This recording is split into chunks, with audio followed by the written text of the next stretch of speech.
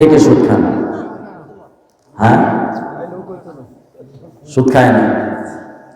গরু সুদ খায়, কথা কয় না? গরু সুদ খায়, ছাগলে সুদ খায়।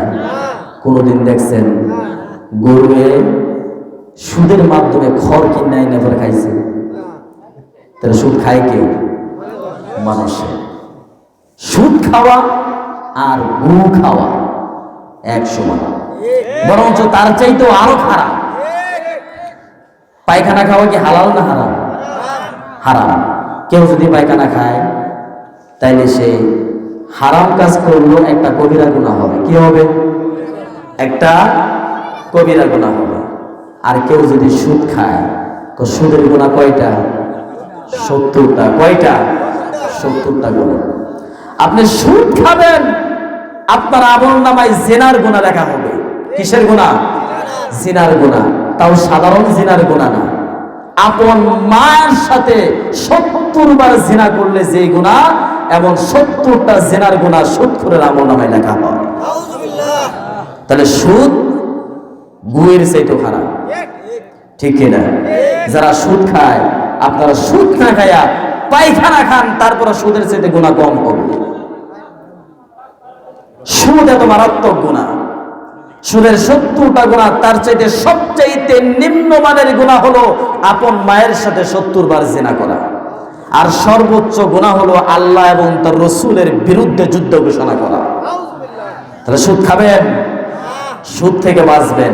আল্লাহ বলছেন আহাল্লাল্লাহুল বাইআ ওয়া হাররামার রিবা, আমি সুদকে হারাম করছি, ব্যবসাকে হালাল করছি। এইজন্য ব্যবসা করে খা, সুদ কখনো খাবি না। আল্লাহ তাআলা অন্য আয়াতে বলছেন ইয়া আইয়ুহাল্লাযীনা আমানু লা তা'কুলুর রিবা আদআফাম মুদাআফা। আল্লাহ তাআলা বলছেন, হে ঈমানদারগণ, তোমরা কখনো সম্পদ বাড়ানোর আশায় সুদ গ্রহণ করো না। সুদ খাইলে কেমন হয় অবস্থা? আল্লাহ নবী সাল্লাল্লাহু আলাইহি ওয়াসাল্লাম বলেছেন, কিয়ামতের কঠিন ময়দানে কিছু কিছু মানুষ, তাদেরকে উপস্থিত করা হবে, তাদের পেটগুলো বিশাল আকৃতির থাকবে, বিশাল বড় পেট থাকবে। তাদের পেটের ভিতরে আল্লাহ পাক জাহান্নামের সাপ এবং বিচ্ছুগুলোকে ঢুকিয়ে দিবে। আর পেটের ভিতরে এই সাপ বিচ্ছুগুলো তাদেরকে দংশন করতে থাকবে। আর পেটের ভিতরে যে কামড়াচ্ছে, বাহির থেকে অন্যান্য কিয়ামতের ময়দানে দাঁড়িয়ে থাকা মানুষগুলো তাদেরকে দেখতে পাবে। এমন ভাবে কামড়াবে, জাহান্নামের সাপ বিচ্ছু বিষ কত বেশি। আল্লাহর নবীর এক হাদিসের মধ্যে এসেছে, 1 ফোঁটা বীজ যদি আসমান থেকে জমিনের মধ্যে ছেড়ে দেওয়া হতো, তাহলে কিয়ামত পর্যন্ত এই জমিনের মধ্যে আর কোনো গাছ তরুলতা জন্মাতো না। সমস্ত গাছ বৃক্ষলতা মারা যেত, এমন ভাবে মরত, মাটি তার উর্বরতা এমন ভাবে হারাতো, কিয়ামত পর্যন্ত জমিনের মধ্যে কোনো গাছ উঠতো না। বিষ কত বেশি, এর বিষের শক্তি কত বেশি, এই বিষের পাওয়ার কত বেশি। এমন সাপ, এমন বিষাক্ত বিচ্ছু তার পেটের ভিতরে কিয়ামতের ময়দানে কামড়াতে থাকবে। এমন কামড় কে কে খাইতে রাজি আছে? আল্লাহ পাক আমাদেরকে হেফাজত করেন, বলে আমিন। সুদ খাওয়া হারাম, সুদ থেকে বাঁচতে হবে। এখন বর্তমান সমাজের মধ্যে সুদের সয়লাব। অনেকে বলে আমরা সুদ খাই না, সুদ খায় না, আমরা ইন্টারেস্ট খায়, কেউ কয় মুনাফা খায়, কেউ কয় আমরা সুদের মধ্যে নেই, আমরা টাকা লাগাই। আছে না? টাকা লাগানোর লোক আছে না? বোতলের মধ্যে পায়খানা বেরা উপরে যদি লিখে দিই রুয়া আফসা, কেটা কেটা খাইবেন? উপরে লেভেল রুয়া আফসা হইলে কি ভিতরের পায়খানা রুয়া আফসা হয়? সুদের নাম যদি মুনাফা লাগানি আরো যা কিছু কম ইন্টারেস্ট, নাম বদলাইলে কি এই সুদ হালাল হয়ে যায়? তাহলে সুদ তো সুদই। এই জন্য সুদ এখন সমাজের মধ্যে চলছে। এখন বর্তমান মানুষের কাছে টাকা চাইলে আমার প্রতি মাসে এত দিতে হবে। সুদ খাবেন তো জীবন শেষ।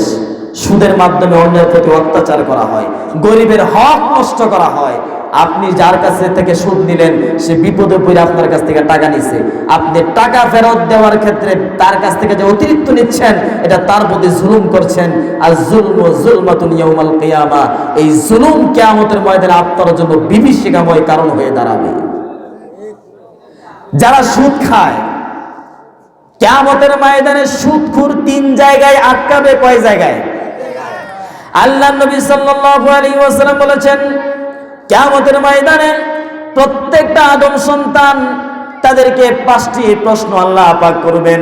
লা তাজুলু কদামু ইবনি আদম ইয়াউমাল কিয়ামা, কিয়ামতের ময়দানে কোন আদম সন্তান এক চুল পরিমাণ সামনে আগাতে পারবে না। খামসিম মিন ইনদি রাব্বিহি, তার প্রভুর পক্ষ থেকে 5টি প্রশ্ন তাকে করা হবে। এই প্রশ্নের জবাব না দিয়া কোনো আদম সন্তান সামনে আগাতে পারবে না। প্রশ্নগুলো কি? 1 নম্বর প্রশ্ন হলো আন উমরিহি, তার জীবন সম্পর্কে প্রশ্ন করা হবে। ফিমা আফনাহু, এই জীবনটাকে কোন কাজে ব্যয় করেছো। 2 নম্বর প্রশ্ন হবে ওয়ান শাবাবিহি, তার যৌবনকাল সম্পর্কে প্রশ্ন করবে। আমার দেওয়া যৌবনকালকে ফিমা আবলাহু, কোন কাজে নষ্ট করেছো। 3 নম্বর প্রশ্ন করা হবে ওয়ান মালিহি মিন আইনা ইকতাসাবাহু, দুনিয়ার মধ্যে যে সম্পদ তুমি উপার্জন করেছিলে এই সম্পদগুলো কোন পদ্ধতিতে উপার্জন করেছো। তখন সুদখোরেরা ধরা খাবে, তারা সুদের মাধ্যমে টাকা উপার্জন করেছে, ওই জন্য সুদখোর সেদিন ধরা খাবে এক জায়গায়। 2 নম্বর হলো ওয়াফিমা আনফাকাহু, যে সম্পদ তুমি ব্যয় করেছো এই সম্পদটা তুমি কোন কাজে ব্যয় করেছো। তখন সুদখোর ধরা খাবে। আপনারা বলবেন ব্যয় করার ক্ষেত্রে সুদখোর ধরা খাবে কেমনে? কারণ হলো আল্লাহ তাআলা তার দিনের কাজে কখনো হারাম টাকাকে কবুল করে না। বুঝেন? আল্লাহ তাআলা দিনের কাজে, দিনের প্রতিটি কাজের মধ্যে আল্লাহ তাআলা কখনো হারাম টাকাকে কবুল করে না, হালাল টাকাকে কবুল করে। এই জন্য সুদের টাকা হারাম, আল্লাহ তাআলা সুদের টাকা, হারাম টাকাকে কখনো আল্লাহ তাআলা দিনের রাস্তায় ব্যয় করার কোনো সুযোগ নাই। কিয়ামতের ময়দানে এই হারাম টাকা হারাম জায়গায় ব্যবহৃত হবে। এই জন্য কিয়ামতের ময়দানে সুদখোর টাকা কোথায় ব্যয় করেছে এই জন্য ঠেকে যাবে। 3 নম্বর প্রশ্ন করা হবে ওয়ান ইলমিহি ফিমা আলিমা, দুনিয়ার মধ্যে যে শিক্ষা জ্ঞান তুমি অর্জন করেছো তা অনুযায়ী কতটুকু আমল করেছো। দুনিয়ার মধ্যে প্রত্যেক সুদখোর জানতো সুদ খাওয়া হারাম, এই এলেম তার ছিল, কিন্তু এই এলেম অনুযায়ী আমল না করার কারণে কিয়ামতের ময়দানে সুদখোর এই জায়গার মধ্যেও ঠেকে যাবে। সুদ খাবেন? সুদ ছাড়বেন কে কে? সবাই। আল্লাহ পাক আমাদের সবাইকে সুদ থেকে বাঁচার তৌফিক দান করেন, সবাই বলে আমিন। এই জন্য সুদের মাধ্যমে রিজিক অনুসন্ধান করব না, রিজিক অনুসন্ধান করব তো হালাল ভাবে অনুসন্ধান করব। কোন পদ্ধতিতে? হালাল পদ্ধতিতে। কোন পদ্ধতিতে? হালাল পদ্ধতিতে। হালালের মধ্যে আল্লাহ তাআলা বরকত দিয়েছে। হালালের মধ্যে কি দিয়েছে? বরকত দান করেছে। হালাল এমন একটা রিজিক, হযরতে ইমাম শাফি রহমতুল্লাহি আলাইহি উনার ছাত্র ছিল ইমাম আহমদ ইবনে হাম্বল রহমতুল্লাহি আলাইহি। ইমাম শাফি রহমতুল্লাহি আলাইহি ইমাম আহমদ ইবনে হাম্বল রহমতুল্লাহি আলাইহিকে দাওয়াত করছে যে তুমি একদিন আমার বাড়িতে আসো, আমার বাড়িতে একদিন মেহমানদারি গ্রহণ করো।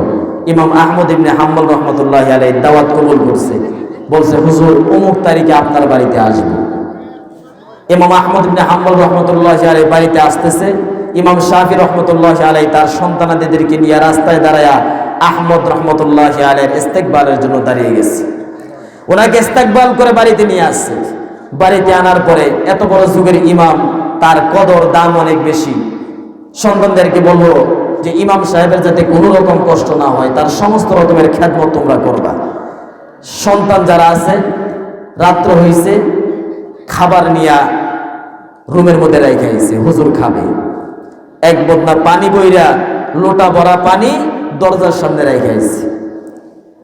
এখন আহমদ ইবনে হাম্বল রহমতুল্লাহ আলাইহি খাওয়ার মধ্যে বইয়া যত খাবার দিছে সবগুলো খাইয়া ফেলাইছে, খাবার একটু রাখে নাই।